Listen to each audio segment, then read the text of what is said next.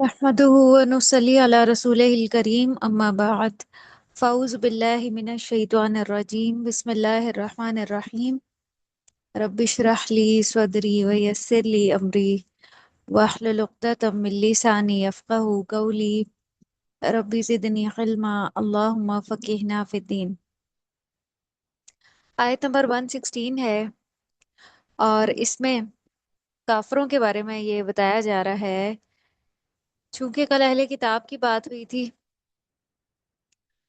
और अहले किताब भी काफिर ही हैं, तो इन्नल्लज़ीना कफरू, बेशक वो लोग जिन्होंने कुफर किया, लन तुगनिया अनहुम अमवालुहुम, उनके माल और उनकी औलादें उनको ना बचा सकेंगी अल्लाह से शैआ, कुछ भी।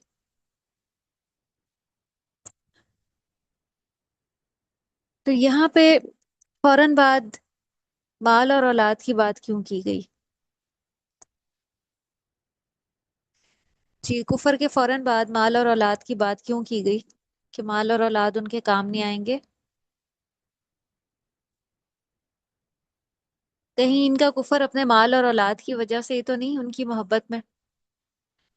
जो काफिरों को खिताब करके अल्लाह ताला ने फौरन अम्वाल और औलाद का जिक्र किया है, आपके क्या माइंड में आता है कि इनके गुमराही या कुफर की का सबब क्या हो सकता है? इनका माल और औलाद। इसी वजह से इसका जिक्र किया गया है, क्योंकि मोस्टली जो लोग हैं ना, वो इन्हीं दो चीजों की मोहब्बत में गलत काम करते हैं। या उनके दिल में अमवाल, माल की बहुत हिर्स और हवस होती है, इतनी ज्यादा लालच होती है कि वो किसी हद पे नहीं रुकते। वो हराम की तरफ चल पड़ते हैं, सूद की तरफ चल पड़ते हैं, चोरी, डाका, इन चीजों की तरफ चल पड़ते हैं। माल की मोहब्बत ही है ना जो इंसान को एक्सट्रीम पर ले जाती है। फिर इसी तरह औलाद, औलाद की मोहब्बत दिल में इतनी ज्यादा होना कि इंसान अपने फराइज से गाफिल हो जाए, वो दुनिया में आने के मकसद को भूल जाए और बस उसके जो शब रोज हैं वो इन्हीं चीजों के गिर्द घूमे। तो इन्हीं दो चीजों की वजह से इंसान अपनी असल जिम्मेदारी से गाफिल रहता है। तो वउलाई का साबुनार, अल्लाह फरमा रहे हैं यही लोग आग के साथी हैं।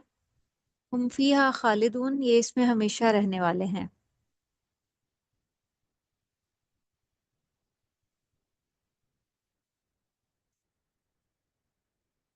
तो माल और औलाद इंसान को आग से नहीं बचा सकते।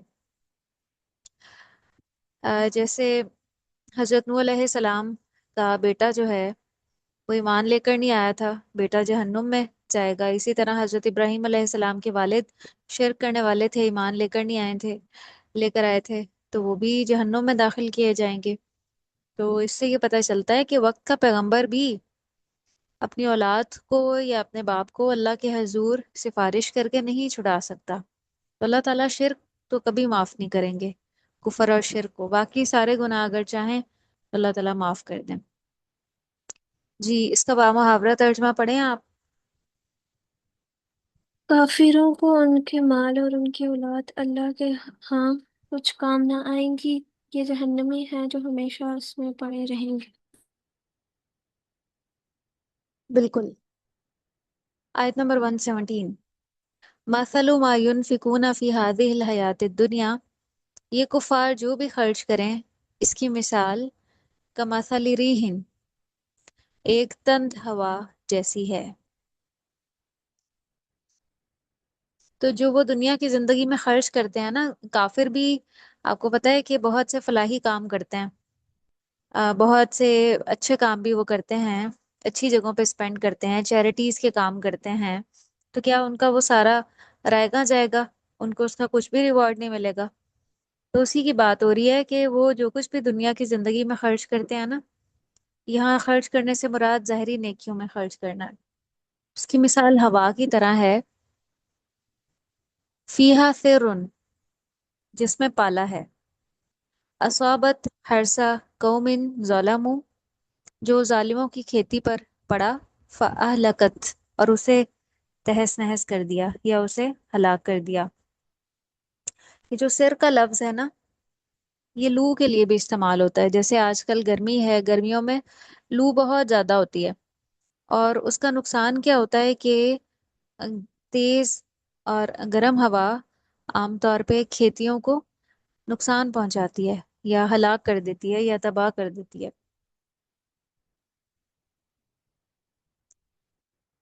اور یہ باد سموم کے لیے بھی یہ ورڈ استعمال ہوتا ہے، سخت ٹھنڈک کے لیے بھی۔ بہت زیادہ گرمی بھی شدت کی، اور سخت ٹھنڈک بھی، دونوں ہی نقصان دہ ہیں۔ تو کچھ لوگوں کے نمائشی اعمال کی حقیقت بتائی جا رہی ہے۔ اس میں کافروں کے اعمال بھی ہو سکتے ہیں، اور مسلمانوں کے بھی وہ اعمال ہو سکتے ہیں جو وہ لوگوں کو دکھانے کے لیے کریں، لوگوں کو دکھانے کے لیے خرچ کریں، ان کو اس کا کچھ بھی اجر نہیں ملے گا۔ اس سارے عمل کا حال کیا ہوتا ہے؟ جیسے آپ امیجن کریں ایک کھیت ہو، اور اس میں سخت لو یا سخت ٹھنڈی ہوا آ کر اسے ہلاک کر دے، تو کیا کوئی کھیتی باقی رہ جائے گی اس میں؟ اس لو کے آنے سے یہ اللہ تعالیٰ ایک مثال دے رہے ہیں کہ ان کا اعمال کا کیا حشر ہونے والا ہے روز قیامت۔ تو یہاں پہ سخت لو سے مراد کیا ہے، آپ لکھ لیں، سرن کے اوپر آپ لکھ لیں شرک اور اللہ کی نافرمانی۔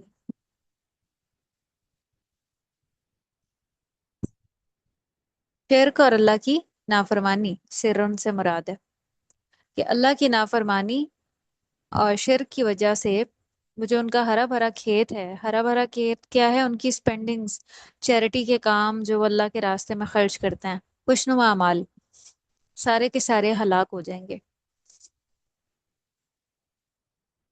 وما ظلمہم اللہ، اللہ نے تو ان پہ بالکل ظلم نہیں کیا، ولیکن انفسہم یظلمون، لیکن وہ خود اپنی جانوں پہ ظلم کرتے ہیں۔ تو آپ ذرا امیجن کریں کہ ایک شخص جب باغ لگاتا ہے تو وہ باغ ایسے ہی نہیں بن جاتا۔ ایک باغ کتنے عرصے میں جا کے تیار ہوتا ہے بتائیں؟ آپ نے سیزنز اور ڈفرینٹ جو سبزیاں ہیں یا کھیت ہیں ان کے پکنے کے بارے میں پڑھا ہوگا کہ کتنے مہینے لگتے ہیں۔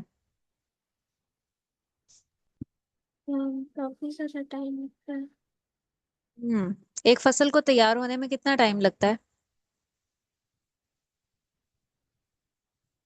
3 4۔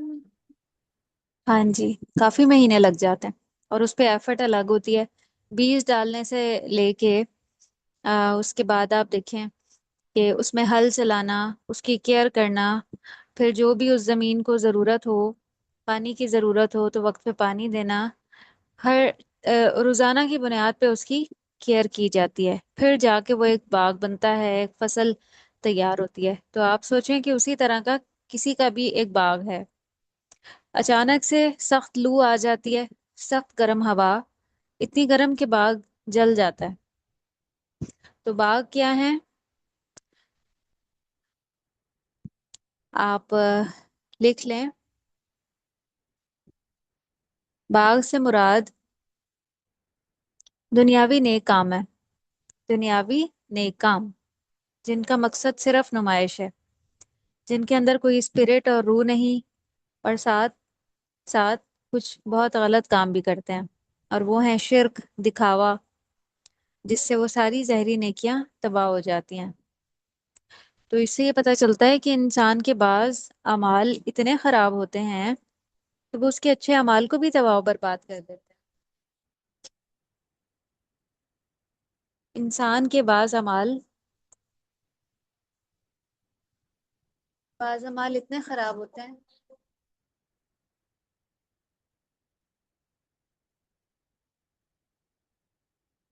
کہ وہ اس کے نیک اعمال یا اچھے اعمال کو تباہ و برباد کر دیتے ہیں۔ تو یہ اللہ کا ظلم نہیں ہے، یہ ان کے اپنے ہی اعمال ہیں جنہوں نے باغ تباہ کر دیا ہے۔ تو یہ ایک بہت ایک گہری اور ایک ڈیپ مثال ہے ہر اس انسان کے لیے جو اللہ کی رضا کے علاوہ کسی اور مقصد کے لیے اپنا مال خرچ کرتا ہے۔ تو اس میں ہمیں ایک بہت بڑا سبق ملتا ہے کہ کوئی بھی نیکی محض سطحی نہیں ہونی چاہیے، پوری روح کے ساتھ ہونی چاہیے۔ اس کا بامحاورہ ترجمہ پڑھیں۔ کفار جو خرچ کرے اس کی مثال یہ ہے کہ ایک تند ہوا چلی جس میں آلہ تھا جو ظالموں کی کھیتی پر پڑا اور اسے تہس نہس کر دیا۔ اللہ تعالیٰ نے ان پر ظلم نہیں کیا بلکہ وہ خود اپنی جانوں پر ظلم کرتے ہیں۔ شاباش۔ آیت نمبر 118۔ یا ایھا الذین آمنوا لا تتخذوا بطانة من دونکم۔ اے ایمان والو، تم اپنا دلی دوست ایمان والوں کے سوا اور کسی کو نہ بناؤ۔ یہ جو ورڈ ہے نا بتوانا، اس کا روٹ آپ دیکھیں کیا ہوگا۔ تین کون سے حروف ہیں جو اس کا روٹ بن رہے ہیں؟ نکالیں ذرا۔ الف جو ہے نا وہ روٹ کا حصہ نہیں ہوتا، بات اور جو مونس کی علامت بھی روٹ کا حصہ نہیں ہوتا۔ اس میں آپ کو اردو کا کون سا ورڈ نظر آ رہا ہے؟ باطن ہاں جی، باطن نہیں، بطن۔ بات اور نو عربی میں جو روٹ ہے نا وہ تین حروف پہ بیسڈ ہوتا ہے۔ بطن، بات و نون، اس کا مطلب ہوتا ہے چھپی ہوئی۔ تو بتوانا کہتے ہیں، رازدار کو بھی کہتے ہیں، بھیدی کو بھی کہتے ہیں، ایسا دوست جو دل کی باتوں سے واقف ہو۔ کئی بار جو ہماری فرینڈز ہوتی ہیں، ہم ان کو اپنے کچھ سیکرٹس، اپنے کچھ راز، اپنے کچھ دل کی باتیں بھی ان کے ساتھ شیئر کر دیتے ہیں، تو ایسی دوستی کو بتانا کہا جاتا ہے۔ ایسی دوستی جس کے بعد اگلا ہمارے معاملات میں مداخلت کر سکے، جس پر بھروسہ کر کے انسان اپنا راز کھول دے۔ تو یہاں پہ کہا جا رہا ہے کہ ایک مسلمان جو ہے نا وہ غیر مسلم کو دلی دوست نہ بنائے، اس سے بتانا والی دوستی نہ کرے۔ پیچھے تعلقات کی کس میں بیان ہوئی تھی نا، موالات، مواسات، مدارات اور معاملات۔ تو پیچھے کس دوستی سے منع کیا گیا تھا جو کفار کے ساتھ نہ ہو؟ ان چاروں میں سے موالات، مواسات، مدارات اور معاملات میں سے کون سی منع کی گئی تھی پیچھے کافروں کے لیے؟ ساتھ نہیں، موالات، موالات بھی دلی دوستی ہوتی ہے، جیسے ولی، گہری دوستی، رازدار ہونا۔ تو موالات کے علاوہ باقی جو ریلیشنز ہیں وہ کفار کے ساتھ قائم کیے جا سکتے ہیں، مواسات، مدارات اور معاملات۔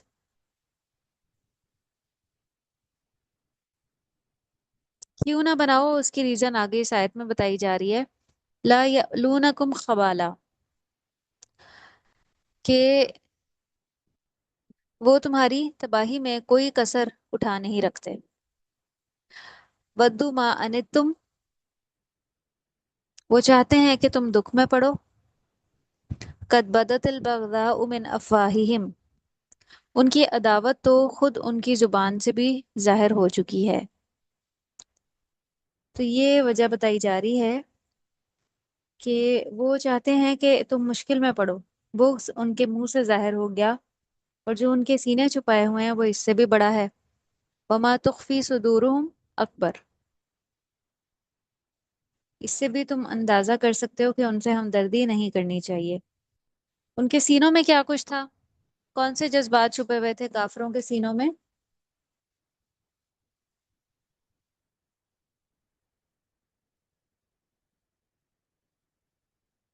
جی، کافروں کے سینوں میں مسلمانوں کے لیے کون سے جذبات چھپے ہوتے ہیں؟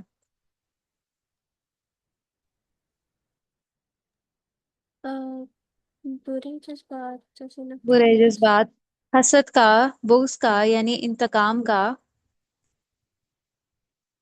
تو اللہ فرما رہے ہیں قد بینا لکم الآیات، ہم نے تمہارے لیے آیات بالکل واضح کر دی ہیں، ان کو تم تعقلون، اگر تم عقل رکھتے ہو۔ حضرت عمر رضی اللہ عنہ سے ایک بار کہا گیا کہ ایک نصرانی غلام ہے، وہ بہت ذہین ہے، آپ اسے اپنا سیکریٹری رکھ لیں، سیکٹری رکھ لیں۔ تو اس پر انہوں نے کہا کہ اگر میں مسلمانوں کو چھوڑ کر دوسرے ملت والوں کو اپنا ایسا رازدار بنا لوں تو یہ مسلمانوں کے ساتھ خیانت ہوگی۔ تو آپ نے ایسا کرنا قبول نہیں کیا۔ اچھا، اس دور میں چونکہ یہ غیر مسلم اور کفار مسلمانوں سے بہت قریب تھے، آج تو ہمیں دور دور تک رسائی نہیں ہوتی نا کافروں سے اور اہل کتاب سے بھی، لیکن اس دور میں ایسا نہیں تھا۔ اس دور میں تو ہر شخص کا کوئی نہ کوئی قریبی رشتہ دار ضرور ایسا تھا، یا تو وہ کافر تھا یا مشرک تھا یا اہل کتاب میں سے بھی ہو سکتا تھا، لیکن زیادہ کافر تھے۔ تو اس دور میں ممکن تھا کہ ایک بھائی کا اپنا ہی سگا بھائی کافر ہو۔ اب بھائیوں کے ساتھ تو کئی راز ہوتے ہیں، یا والد کافر ہو یا دیگر جو رشتہ دار ہیں وہ کافر ہوں، تو اسی لیے اللہ تعالیٰ نے ان کو رازدار بنانے سے منع کیا، کافروں کو۔ کیسے کافر بے شک جتنے بھی قریبی ہوں، سگے بھائی ہی کیوں نہ ہوں، باپ ہی کیوں نہ ہو، لیکن انہیں رازدار نہیں بنانا، کیونکہ اسلام اور کفر، جب کوئی مسلمان ہو جاتا ہے تو آٹومیٹکلی ایک کافر کے ساتھ پھر وہ ریلیشن نہیں رہتا۔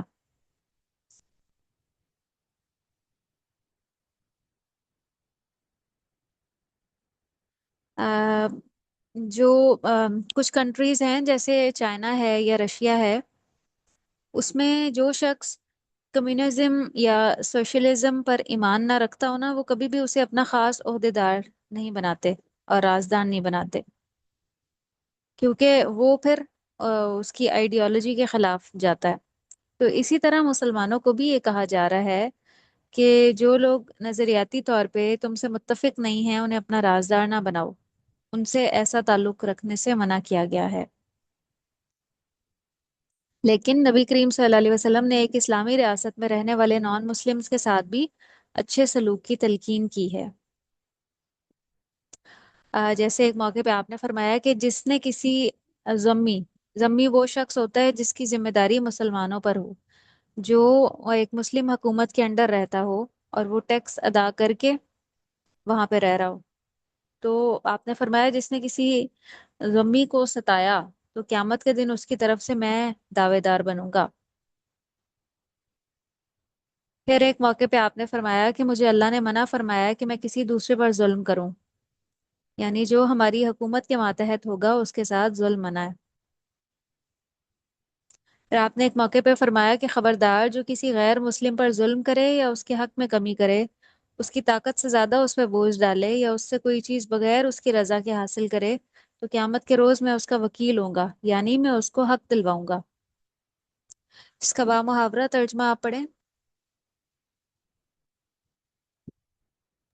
اے ایمان والو، تم اپنا دلی دوست ایمان والوں کے سوا اور کسی کو نہ بناؤ۔ تم تو نہیں دیکھتے دوسرے لوگ تمہاری تباہی میں کوئی کسر اٹھا نہیں کرتے؟ وہ چاہتے ہیں کہ تم دکھ میں پڑو، ان کی عداوت تو خود ان کی زبان سے بھی ظاہر ہو چکی ہے، ہوں۔ اور جو ان کے سینوں میں پوشیدہ ہے وہ بہت زیادہ ہے۔ ہم نے تمہارے لیے آیتیں بیان کر دی۔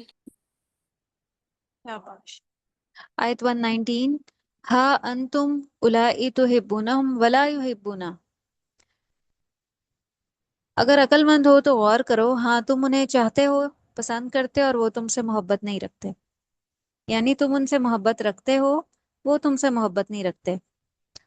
وَتُؤْمِنُونَ بِالْكِتَابِ كُلِّهِ، اور تم سب کتابوں پر ایمان لاتے ہو۔ یہاں مسلمانوں کا حال بتایا جا رہا ہے کہ جو غیر مسلم ہیں، جب وہ تم سے ملاقات کرتے ہیں تو کہتے ہیں ہم ایمان لائے، اور جب وہ اکیلے ہوتے ہیں، یعنی وَإِذَا لَقُوكُمْ قَالُوا آمَنَّا وَإِذَا خَلَوْا أَدُّوا عَلَيْكُمُ الْأَنَامِلَ مِنَ الْغَيْظِ، اور جب اکیلے ہوتے ہیں تو تم پر اپنی انگلیاں کاٹ کھاتے ہیں غصے کی وجہ سے۔ غیظ کہتے ہیں ایسی ناراضگی جو انسان کا دوران خون کی رفتار تیز کر دے، یعنی اس کا بلڈ پریشر ہائی ہو جائے اس کی وجہ سے، لیکن انسان انتقامی کاروائی نہ کرے۔ تو یہ جو ورڈ ہے ادو، عین زواد، زواد اس کا روٹ ہے، اس کا مطلب ہے غصے سے کاٹنا، انگلیوں کا بلائی حصہ۔ کل کہہ دیجئے موتوا بغیظکم، مر جاؤ اپنے غصے میں، ان اللہ علیم بذات الصدور، بے شک اللہ سینوں کے بھید جاننے والا ہے۔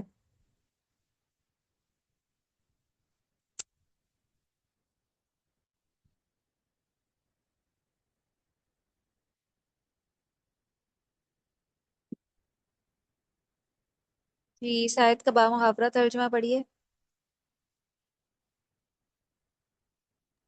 अगर अक्लमंद हो तो गौर करो, हाँ तुम तो उन्हें चाहते हो और वो तुमसे मोहब्बत नहीं रखते। तुम पूरी किताब को मानते हो, वो नहीं मानते, फिर मोहब्बत कैसी?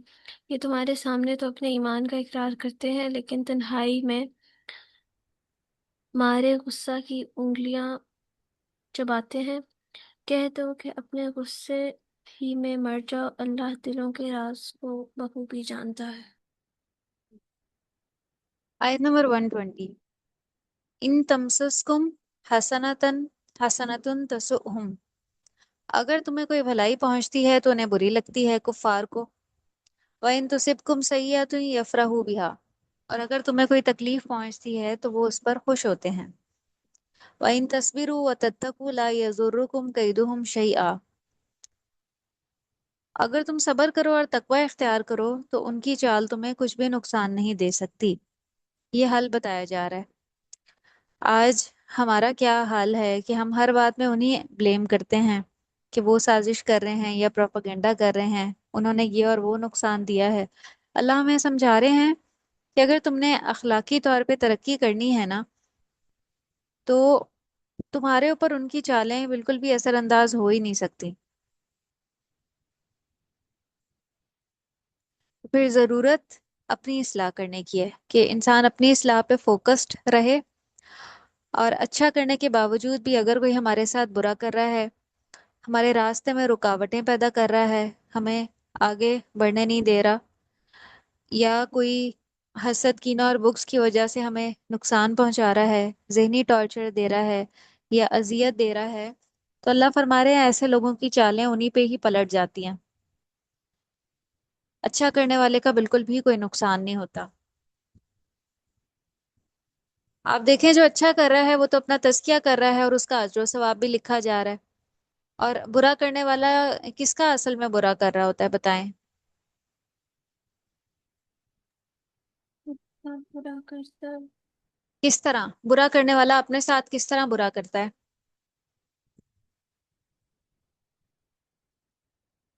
बुराई का इंसान की अपनी जात को क्या नुकसान पहुंचता है?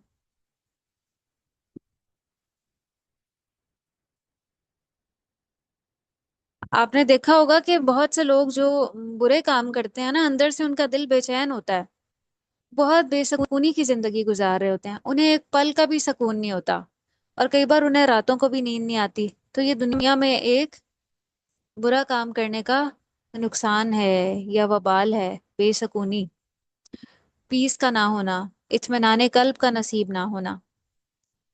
कि ऐसा इंसान हर वक्त परेशान रहता है, हर वक्त फिक्रमंद रहता है। और दूसरी बात यह है कि बुराई के नतीजे में उसका नाम अमाल भी खराब हो रहा है। फरिश्ते उसके बारे में वो चीजें लिख रहे हैं जो अल्लाह को पसंद नहीं है, तो कल जब वो अल्लाह से मुलाकात करेगा तो अल्लाह ताला भी उससे खुश नहीं होंगे। तो असल में बुरा करने वाला अपना ही नुकसान कर रहा होता है और किसी का भी नहीं, कुछ भी नहीं जाता। तो अल्लाह फरमा रहे हैं कि तुम सब्र करो, सब्र से अपना टाइम पास करो। इनकी जो चालें हैं ना वो इन्हीं पे पलट जाएंगी। ये तुम्हारा तो कुछ नुकसान नहीं कर सकते, ये अपना ही नुकसान कर रहे हैं। तो अल्लाह ने इनके अमाल का अहाता कर रखा है। इन्ना अल्लाह बिमा यामलूना मुहीत। अहाता करने से मुराद ये है कि इनका हर हर अमल नोट किया जा रहा है, जो भी इनकी साजिशें हैं, चालें हैं, इनकी बुरी थॉट्स हैं, अल्लाह ने उस सब का अहाता किया हुआ है। अल्लाह इनको घेरे हुए है। हम कई बार सोचते हैं ना, हमारे साथ अगर कोई बुरा करता है और हम देखते हैं कि वो तो बहुत अच्छी जिंदगी गुजार रहा है, उस पे तो माल की और अनायतों की कसरत हो रही है, उसके शब रोज तो बड़े नेमतों में गुजर रहे हैं, तो हम सोचते हैं कि अल्लाह ताला इनको घेरते क्यों नहीं है, मुसलमानों को कामयाबी क्यों नहीं होती। लेकिन असल बात यह है कि अल्लाह ताला तो काफिरों को अहाते में लिए हुए हैं, अहाते में रखे हुए हैं। लेकिन हम भी तो कामयाब बनने के काबिल हो ना, हम भी तो ऐसे अमाल करें जिसकी वजह से अल्लाह ताला कामयाबी हमारे मुकद्दर कर दें। आज हमने तो अपना फरीजा छोड़ा हुआ है, कल हमने किस फरीजे की बात की थी जो अल्लाह ताला ने उम्मत वसत या उम्मत मुस्लिमा पर आयद किया है? अच्छे कामों का हुक्म देना और बुरे कामों से अच्छे मना काम करनी करना। है और बुरे कामों से मना करना। تو آج امت مسلمہ مجموعی طور پر اپنے اس فرض سے غافل ہے. تو جب ہم اپنے فرض سے غافل ہیں تو ہم کیسے کامیاب ہو سکتے ہیں؟ ہم کامیاب تبھی ہوں گے جب ہم اپنے اس فرض کو نبھائیں گے، اپنے اس فرض کو پورا کریں گے. اور اللہ کافروں کو گھیرے میں لیے ہوئے ہیں، ان کا احاطہ کیے ہوئے ہیں. اللہ تعالیٰ ان کو پکڑیں گے جب اللہ کی مرضی ہوگی، جب ان کی مہلت ختم ہو جائے گی، مہلت عمل. جی اس کا با محاورہ ترجمہ پڑھیں.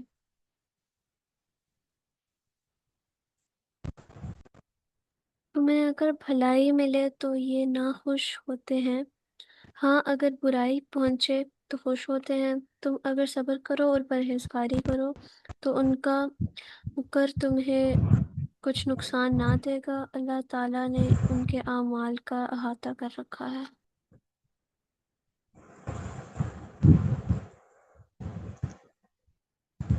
احاطہ کر رکھا ہے. جی یہاں تک کلیئر ہے آپ کو؟ جی. چلیں الحمدللہ.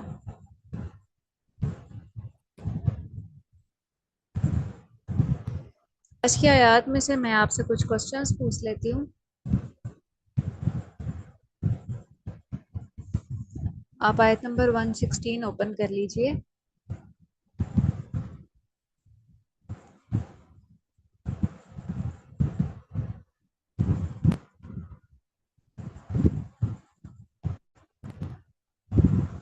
جن لوگوں نے کفر کیا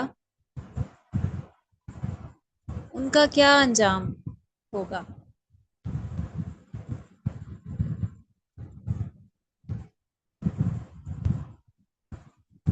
کفر کہ کرنے والوں ان کا کی کیا انجام ہوگا؟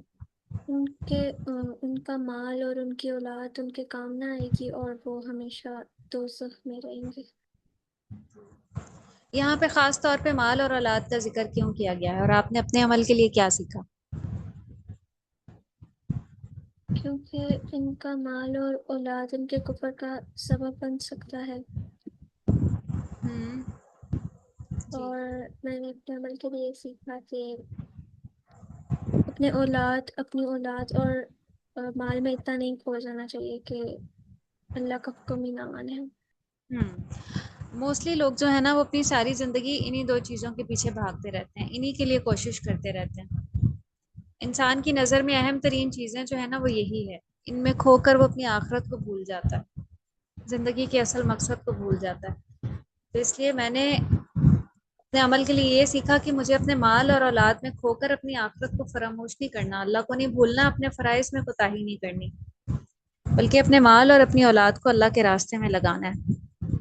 اور ماشاءاللہ آپ کے پیرنٹس جو ہیں، آپ بھی ان کے لیے صدقہ جاریہ ہوں گی کہ انہوں نے آپ کو دین سیکھنے کی طرف راغب کیا ہے اور لگایا ہے. تو ہمیں بھی اپنے مال کو بھی اور اپنی اولاد کو بھی اللہ کے راستے میں لگانا ہے. آیت 117 میں کس کی مثال دی جا رہی ہے؟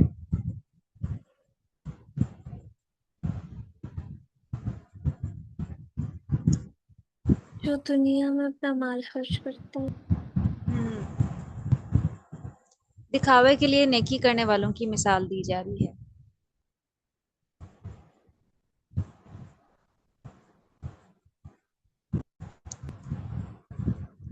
اس آیت میں ریح سے کیا مراد ہے؟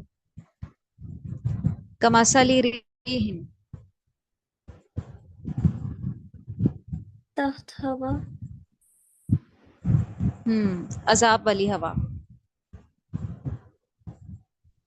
جیسے پچھلی قومیں جو عاد اور سمود ہے نا، ان پہ بھی یہ عذاب والی ہوا بھیجی گئی تھی، جس کی وجہ سے وہ اپنے گھروں میں اوندھے منہ پڑے رہ گئے، اتنی وہ سخت تھی. اس آیت میں اہل ایمان کو کن سے دلی دوستی کرنے سے منع کیا گیا ہے؟ آیت 118.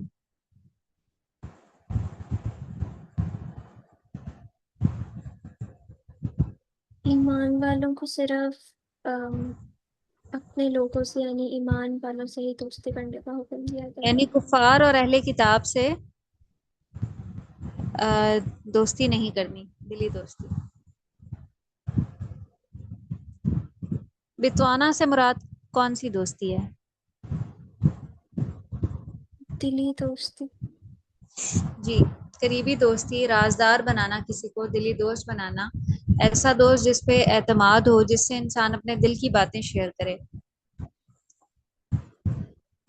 خبالہ سے کیا مراد ہے؟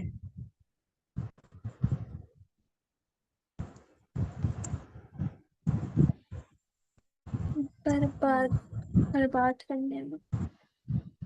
ایسی خرابی جو کسی کے اندر بے چینی اور اضطراب کی کیفیت پیدا کر دے۔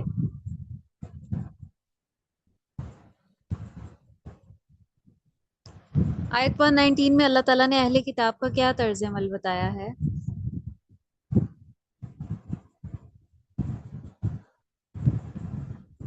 کہ وہ اہل ایمان والوں سے محبت نہیں کرتے، ہم، اور مسلمانوں کی کتاب پہ بھی ایمان نہیں لاتے۔ اور جب اور وہ جب ایمان والوں سے ملتے ہیں تو وہ کہتے ہیں کہ ہم بھی ایمان لائے۔ ہم، اور جب کافروں سے ملتے ہیں تو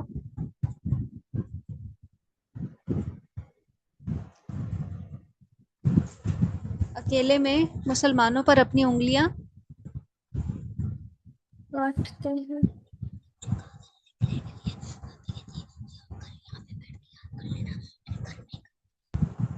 ہاں تو وہ مسلمانوں پہ غصے سے اپنی انگلیاں کاٹتے ہیں۔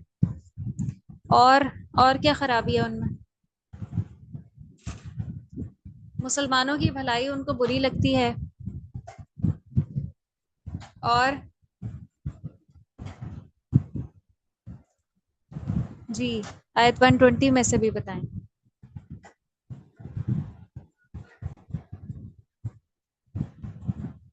جی 120 میں کہ بھی اگر ہمیں کوئی بھلائی پہنچے تو وہ ان کو بری لگتی ہے، اور اگر ہمیں کوئی برائی پہنچے تو ان کو خوشی ہوتی ہے۔ ہم، اچھا ایسا نہیں لگتا کہ آج مسلمانوں میں بھی اس طرح سے ہے کہ ہم مسلمان اپنے ہی بہن بھائیوں کو اگر کوئی برائی پہنچے، کوئی تکلیف پہنچے تو ہم دلی طور پہ خوش ہو جاتے ہیں۔ جو ہمارا قریبی کوئی رشتہ دار ہوتا ہے، اگر اس کو کوئی بلائی مل جائے، کوئی نعمت مل جائے، اچھا گھر مل جائے، اچھی سواری مل جائے، تو باقی جو اس کے ریلیٹیوز ہیں وہ اس سے جیلس ہونا شروع ہو جاتے ہیں۔ آج مسلمانوں میں بھی یہ چیز پائی جاتی ہے یا نہیں؟ نہیں پائی جاتی ہے۔ تو یہ جو ہے نا، یہ نفسانی نفسیاتی طور پہ یا نفس کی ایک کیا ہے، برائی ہے، دوسروں کی تکلیف پہ خوش ہونا۔ اور کسی کو برائی پہنچے تو اس پہ خوش ہو جانا، اور اگر بھلائی پہنچے تو اس پہ ناراض ہو جانا، یہ بالکل اہل کتاب اور کفار والا طرز عمل ہے۔ تو اگر کسی کو اپنے دل میں اس طرح سے محسوس ہو تو اس کو فوراً اپنا تزکیہ کرنا ہے، اپنے دل سے اس چیز کو نکالنا ہے، اللہ سے اس کا فضل اور بھلائی مانگنی ہے، کیونکہ اللہ کے خزانوں میں تو کسی چیز کی کمی نہیں ہے۔ اگر ہماری ہی کوئی کزن، ہماری ہی کوئی فرینڈ، اس کو کوئی بھلائی مل گئی ہے، خیر مل گئی ہے، اس کے مارکس ہم سے زیادہ اچھے آ گئے ہیں، حالانکہ محنت ہم نے زیادہ کی تھی، ہم یہ سمجھتے تھے کہ ہم زیادہ ڈیزرو کرتے تھے لیکن اس کے زیادہ آ گئے، تو بس اس کو اللہ کا فیصلہ سمجھ کے، تقدیر کا فیصلہ سمجھ کے قبول کر لینا ہے۔ کبھی کسی سے جیلس نہیں ہونا چاہیے، نہ اپنی کسی کزن سے، نہ اپنی کسی فرینڈ سے، بلکہ اللہ سے اس کا فضل مانگنا چاہیے۔ ہو سکتا ہے کہ پریکٹیکل لائف میں جس کے مارکس زیادہ ہیں اس کو وہ اپرچونٹی اور مقام نہ ملے جو ہمارے حصے میں آ جائے، تو اس لیے اللہ سے اچھی تقدیر کا سوال کرنا چاہیے۔ بہت سے لوگوں کو دیکھا گیا ہے کہ وہ مارکس کی فیلڈ میں تو بہت آگے ہوتے ہیں، بہت پوزیشن ہولڈرز ہوتے ہیں، لیکن پریکٹیکل فیلڈ میں وہ اتنے کامیاب نہیں ہوتے۔ بہت سے لوگوں کو اس طرح بھی دیکھا گیا ہے کہ ان کے مارکس بس ایوریج ہی آتے تھے، لیکن پریکٹیکل فیلڈ میں اللہ نے ان کو بڑی کامیابی، بڑی شہرت اور بڑا ایک اچھا مقام معاشرے میں دیا۔ تو ہم جس چیز کو کامیابی سمجھ رہے ہوتے ہیں، اصل میں کئی بار وہ کامیابی نہیں ہوتی۔ کامیابی کے خزانے اللہ کے ہاتھ میں، تو اللہ سے اس کا فضل مانگنا چاہیے، اللہ سے یہ دعا کرنی چاہیے کہ ربنا آتنا فی الدنیا حسنۃ وفی الآخرۃ حسنۃ وقنا عذاب النار، اے اللہ مجھے دنیا میں بھی تمام بھلائیاں نصیب کیجیے گا اور آخرت میں بھی۔ اللہ سے بھلائیوں کا سوال کرنا چاہیے۔ اور بہت سے لوگ ایسے بھی ہوتے ہیں، ان کے پاس ہر خیر ہوتی ہے، ہر خوشی ہوتی ہے، لیکن اس کے باوجود وہ ہیپی نہیں ہوتے، کیونکہ وہ شکر گزار نہیں ہوتے اللہ کے۔ وہ اپنی تمام नेमतों पर अल्लाह सुबहाना व तआला के एहसान मंद नहीं होते, शुक्रगुजार नहीं होते, और शुक्रगुजारी से ही दिल में एक खुशी की फीलिंग्स आती हैं कि मुझे जो कुछ मिला है वो अल्लाह की तरफ से मिला है, और ये एक बहुत बड़ा फजल और एहसान है। हमें ज़रूर सोचना चाहिए कोई भी रेलेवेंट नेमत जो हम साल साल अल्लाह से मांगते हैं, तो हमें ज़रूर सोचना चाहिए जब वो हमें मिल जाए कि जब ये मेरे पास नहीं थी तो मेरे दिल की क्या हालत थी। तो फिर वो जब हम कंपेयर करते हैं ना, तो फिर हमें समझ में आ जाता है कि उस वक्त मेरे दिल की ये हालत थी, मैं कितनी बेताब थी, मैं कितनी दुआएं मांगती थी कि मुझे ये नेमत मिल जाए। तो अब अल्लाह ने अल्हम्दुलिल्लाह मुझे अता की है, तो मैं इस पर बहुत शुक्रगुजार हूँ। और नबी करीम सल्लल्लाहु अलैहि वसल्लम इसीलिए नवाफिल की कसरत करते थे। आप फरमाते थे कि क्या मैं अल्लाह का शुक्रगुजार बंदा ना बनूं। तो इसलिए अल्लाह को भी नेमतों पे शुक्र अदा करना पसंद है और नाशुक्री पसंद नहीं है।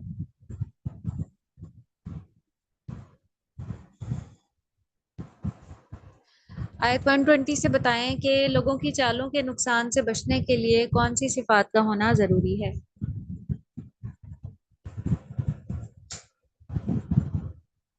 सब्र और तकवा। जी, शाबाश।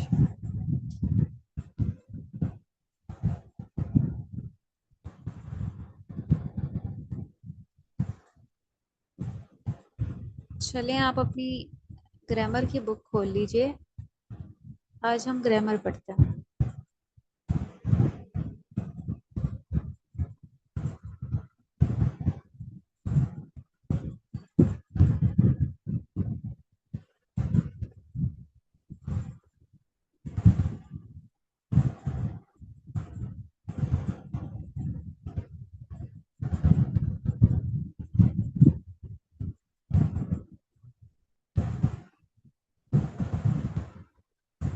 हमने कहाँ तक पढ़ लिया था?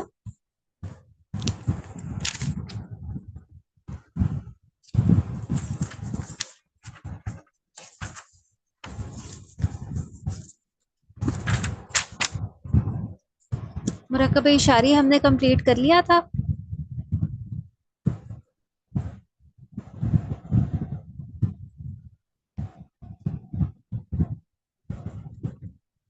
जी, मुरक्कब इशारी। ये कर लिया।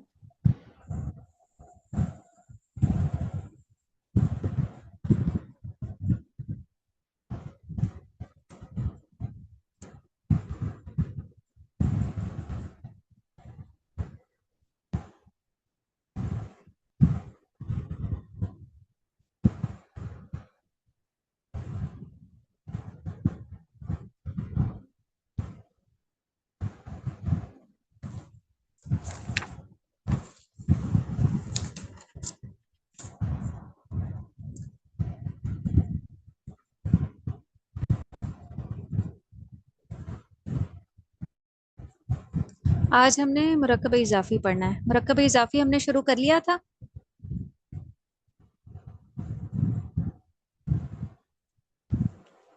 मुरक्कब इजाफी में ये ज़मायर हालत नसब, ये मुरक्कब इजाफी के साथ अटैच होके इस्तेमाल होते हैं।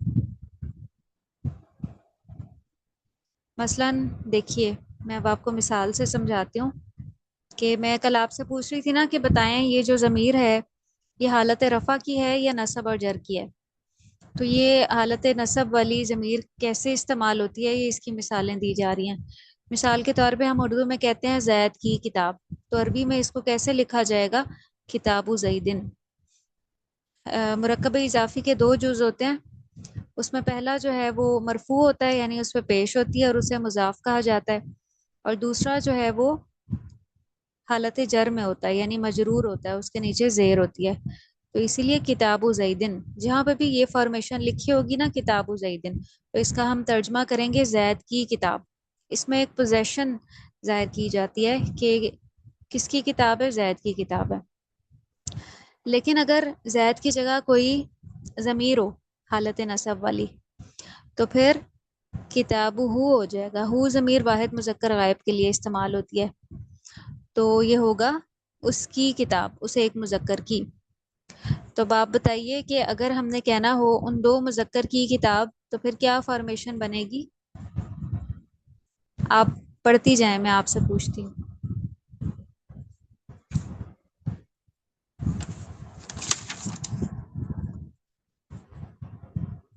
किताबुहुम। हाँ जी, किताब हुमा, उन दो मुजक्कर की किताब। और अगर कहना हो उन सब मुजक्कर की किताब,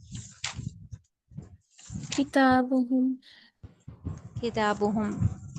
कल भी आपने देखा था ये हम जमीर अटैच होके आई थी ना हालत, यहाँ पे ये हालत जर वाली, इसको हम कहेंगे हालत नसब नहीं कहेंगे, हालत जर कहेंगे, क्योंकि मजाफ इलैही जो है ना, जो मुरक्कब इजाफी का दूसरा जुज होता है वो मजरूर होता है, जैसे जईदिन था, तो ये इसी तरह किताब हम हालत जर में है यहाँ पे, उन सब मुजक्कर की किताब।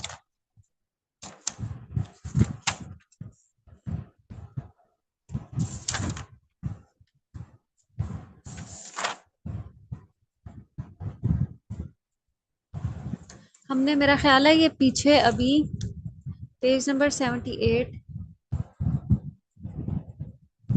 नहीं पढ़ा, मैंने आपको मुरक्कब इजाफी बनाने का तरीका बताया था, ये अल्लाह का घर वाली हमने की है, नहीं की ना? नहीं। हम्म। चलें, सबसे पहले मैं आपको तरीका बताती हूँ कि मुरक्कब इजाफी को बनाते कैसे हैं।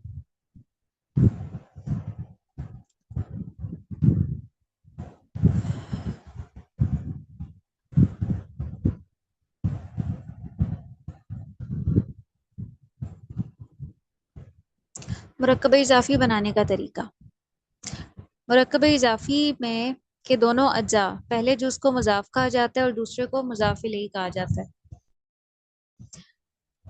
इस पर कवायद का इत्तलाक इस तरह से होता है, आपको तो बुक शो ही नहीं हो रही, एक मिनट, हाँ अब शो हो रही है। अच्छा, इसमें जो है मुरक्कब इजाफी बनाने का तरीका, मुजाफ के कवायद, मुजाफ पर अलिफ लाम दाखिल नहीं होता, मुजाफ कहते हैं पहले जुज को। मिसाल के तौर पे किताब, तो हम ये अल किताब नहीं लिख सकते, अल किताबु ज़ैदन रॉन्ग होगा, रूल के खिलाफ है। मुजाफ पे कभी भी अलिफ लाम दाखिल नहीं होता और मुजाफ का एराब जो है वो हल्का होता है।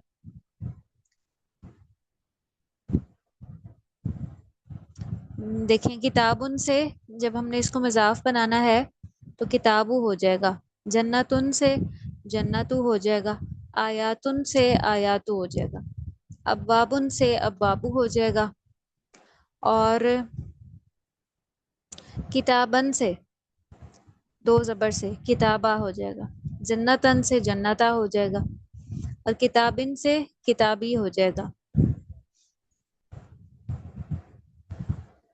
तो ये एक मिसाल दी गई है कि किस तरह मुजाफ का एराब हल्का होता है। और मुसन्ना और जमा सालिम मुजक्कर अस्मा के आखिर में नून वाला आने वाला नून हटा दिया जाता है। चूंकि हमने पढ़ा कि मुजाफ का एराब हल्का होता है, तो इसलिए अगर तस्निया और जमा का सीगा हो, उन सीगों में आखिर में नून आता है। जैसे मुस्लिमुन की आप तस्निया और जमा मुजक्कर सालिम बनाएं। जी, किसकी? मुस्लिमुन की तस्निया और जमा मुजक्कर सालिम।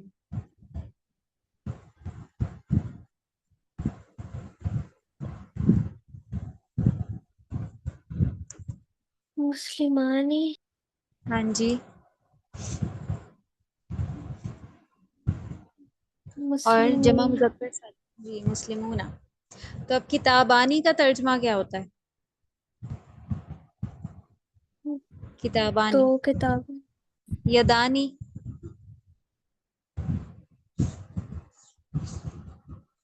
यदानी कहते हैं दो हाथ। तो किताबानी से जब हम मजाफ बनाएंगे, मिसाल के तौर पे अगर कहना हो उसकी दो किताबें, तो मजाफ बनाने के लिए नून हट जाएगा, सिर्फ किताबा रह जाएगा, यदानी से सिर्फ यदा रह जाएगा। आपने वो सूरह लहब में पढ़ा ना, तब्बत यदा भी लहब यूं तब, ये आपने याद की हुई है ना? हम्म। तो वहां पे देखें यदानी नहीं है, सिर्फ यदा है। क्यों? क्योंकि ये मजाफ बन के आ रहा है, तो मजाफ का एराब चूंकि हल्का होता है, तो तस्निया और जमा मुजक्कर सालिम में नून गिर जाता है। ये पॉइंट क्लियर है आपको? हम्म। बनूना से सिर्फ बनू रह जाएगा, किताबईनी, अब हालत नसब और हालत जर में किताबईनी, यदईनी और बनीना इस्तेमाल होता है। लेकिन अगर मुजाफ बनेगा तो ये होगा किताबई, यदई और बनी। कुरान में इसीलिए बनी इसराइल है, बनीना नहीं है, क्योंकि बनी जो है वो मुजाफ बन के आता है, इसलिए बनी इसराइल है। अब एक मिसाल दी गई है मुजाफ इलैही के कवायद। मुजाफ इलैही वो सेकंड इसम होता है जो मुजाफ के बाद आता है, जो हालत जर में होता है, जो जैसे जैद था।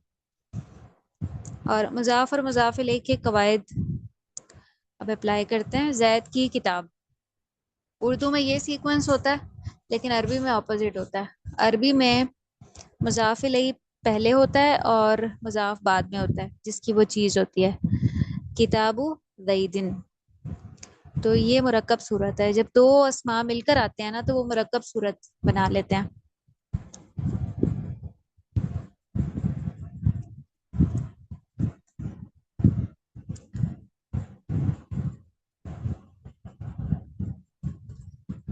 अब कुछ मिसालें हैं, इसको आप कन्वर्ट करेंगी। अल्लाह का घर, घर को कहते हैं बैत, तो आप इसका तर्जुमा करें अरबी में, अल्लाह का घर। बैतुल्लाह। शाबाश, बैतुल्लाही, अल्लाह का घर। यानी आप खाना काबा को देखती हैं ना, तो आप किस तरह से प्रोनाउंस करेंगी? आप कहेंगी बैतुल्लाही, अल्लाह का घर। अल्लाह का बंदा, बंदे को अब्द कहते हैं। अब्दुल्लाह। हाँ, इसी से अब्दुल्ला नाम है, अब्दुल्लाही। नमाज का कायम करने वाले को मुकीमुन कहते हैं, मुकीमुन। मु- मुकीमुन सलातन। हाँ, मुकीमुस सलाती, मुकीमुस सलाती। स्वाद हरूफ शमसी में से है, इसलिए इस पे तशदीद आ जाएगी, मुकीमुस सलाती। और मुजाफ इलैही जो है ना, उसके साथ अलिफ लाम आता है, क्योंकि मुजाफ इलैही जो है वो मारफा होता है। गैब का जानने वाला, जानने वाले को कहते हैं आलिम। आलिमुल गैब। हाँ आलिमुल जी, गैबी। आलिमुल गाइबी, आलिमुल गाइबी। मोमिन की जेल, जेल को सिजन कहा जाता है, सीन जीन नून। तो बनाइए मुरक्कब इजाफी। सिजनल मुमिन। हाँ, सिजनुल मोमिनी, सिजनुल मोमिनी, मोमिन की जेल। जैद के दोनों घर, अब पहले आप दोनों घर की अरबी बना लें। बई, बैतुन से तस्निया का सीगा। बैतानी। हाँ जी, और इसका एराब आप हल्का करें।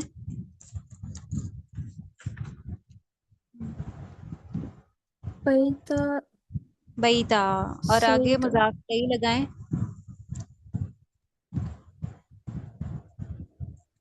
जईद को बैता मजरूर बनाएं, सैदुन। मुजाफ इलैही मजरूर होता है। बैता जईदिन, जैद के दोनों घर। तमाम जहानों का रब, ये तो आपको आना चाहिए। रब्बुल आलमीन। हाँ जी, सही कह रही हैं। कैसे कहेंगे? सूरह फातिहा में भी इस्तेमाल होता है। रब्बुल आलमीन। जी, रब्बुल आलमीन, तमाम जहानों का रब। तो ये मुरक्कब इजाफी है। अल्लाह की निशानियां, निशानियों के लिए आयात वर्ड इस्तेमाल होगा। आयातुल्लाही। हाँ जी, अल्लाह की नेमत,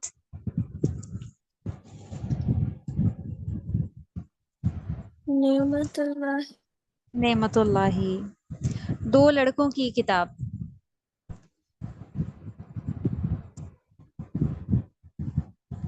जी, किताब के लिए तो किताब ही रहेगा, और लड़कों के लिए वलदुन से आप तस्निया का सीगा बना लें। वलदानी। हाँ जी, तो कैसे एराब होगा?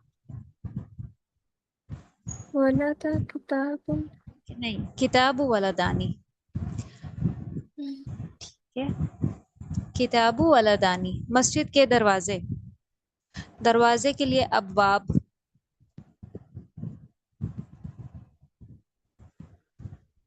मस्जिद के दरवाजे।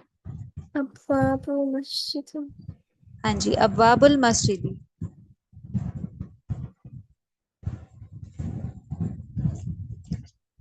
अल्लाह की किताब,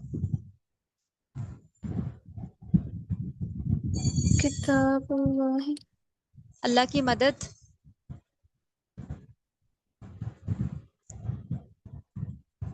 मदद को कहते हैं नसर, नसरुन, नस्रुल्लाह। नसरुल्लाही। जुम्मे का दिन को कहते हैं यौम।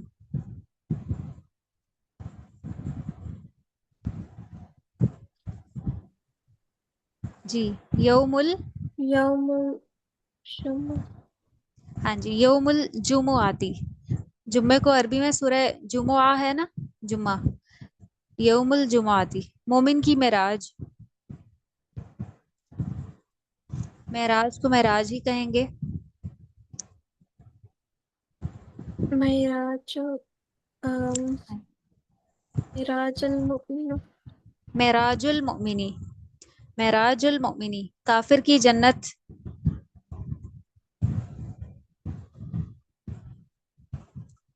काफिर की जन्नत। जन्नतुल काफिर। हाँ जी, जन्नतुल काफिर। लड़के की दो किताबें। अब दो किताबों की पहले आप बनाएं तस्निया का सीगा। ताबानी। हाँ जी, अब इसका इराब हल्का कर दें।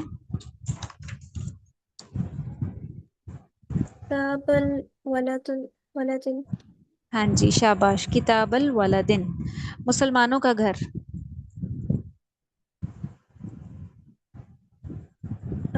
बैत जी, बैतुल, बैतुल मुस्लिम। बैतुल मुस्लिमीना। मुस्लिमीना कौन सी हालत है? हालत रफा, हालत नसब या हालत जर?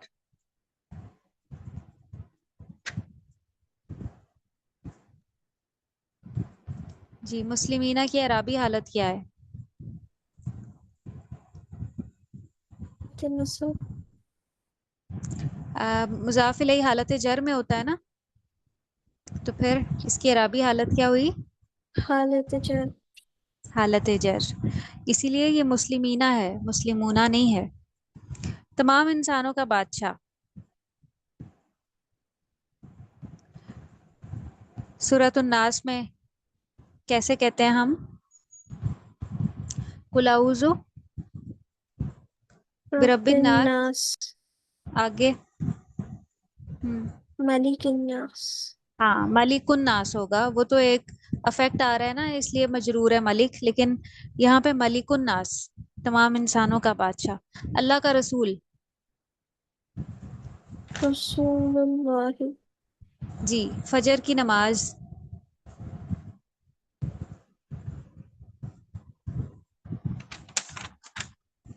फजर की नमाज। पहले नमाज की बना लें अरबी। साल सलात, सलातुल फजर। शाबाश। सलातुल फजरी। दुनिया की मोहब्बत, मोहब्बत के लिए हुब, हुब्बुन,